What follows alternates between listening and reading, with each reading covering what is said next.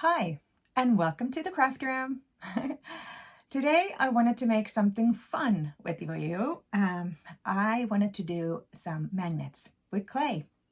And so the idea came from Sid Dickens. Does these fabulous memory blocks that I believe are made out of plaster or something else. But the idea was about carving, I love his painting and everything else. But this is what my idea was, to get this in a miniature version.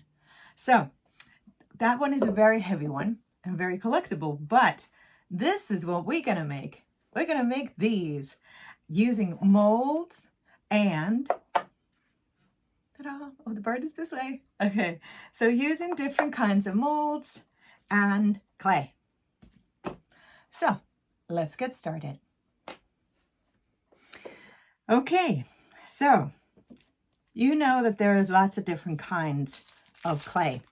Fimo tends to be a little bit harder. I am not a big fan of Fimo. This is another brand from Michaels, and this is Sculpty. So you can even buy it on Amazon, a bigger one, like I did. And I like Sculpty. So this is, you would like to have a little bit more softer clay, okay? So to get softer clay. Even though Fimo says that it's soft, it is rock solid. So sorry, Fimo. So anyway, I made a square. So that's what we're trying to aim, is to make a square. It doesn't have to be perfect. Sometimes if the edges are a little bit not so even, that's even more attractive. So we're going to leave it little uneven. And if you want to do it, tap it like that with each side. So there you go. So that's our little square, nice and flat. Perfect. So then we take our little molds. Put that in there. You can even use your roller or anything to get it really nice and tight in there to get all that. Then we pull it out. These are from Amazon. Just got them. Very excited to use them. And then we place the mold right here in the wherever you would like to. Let's put it right there. And then I have tools, artisan tools, but you can use any kind of tool you like.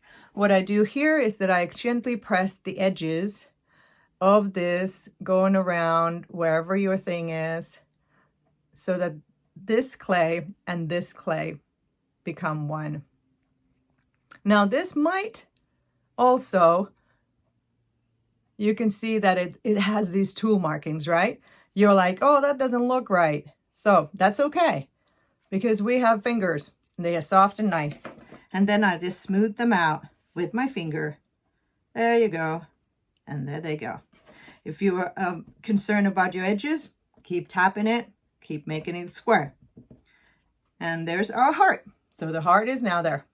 So you keep putting your little molds here, however, and tapping, tapping, tapping. I used many different ones on this one. A flower one, a hair from a different one, a head, and a crown even. So once we are done with our square and all these little things are there, we bake them.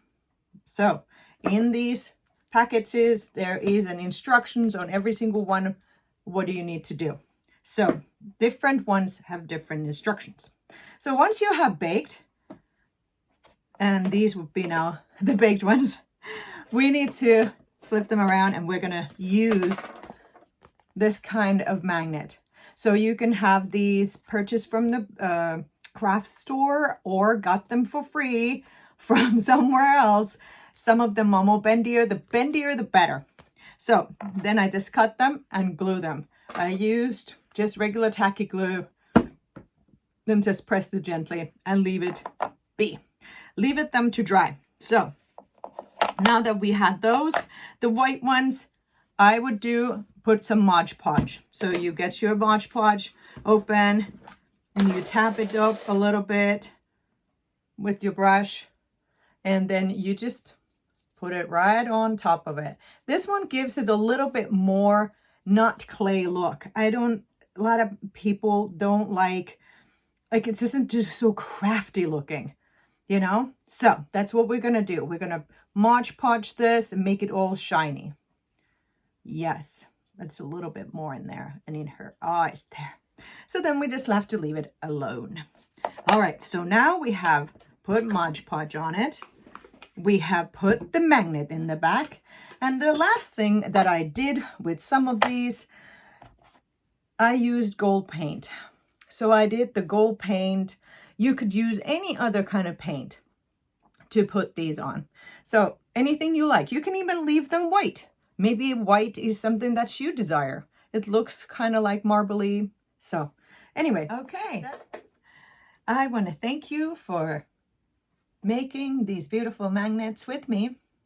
And I hope that you get to share these with your friend, or just maybe give them as a gift, or enjoy them yourself. And make sure you get creative. I mean, this was my version. I'm sure that your version is going to be most amazing. You can use different kinds of paints. I think acrylic paint is the best option. I tried with some acrylics. It wasn't, I just didn't like it as much. So the best part about creating is that we learn and we go for it and we have fun. So thank you so much for joining, and let's craft again. Okay, bye.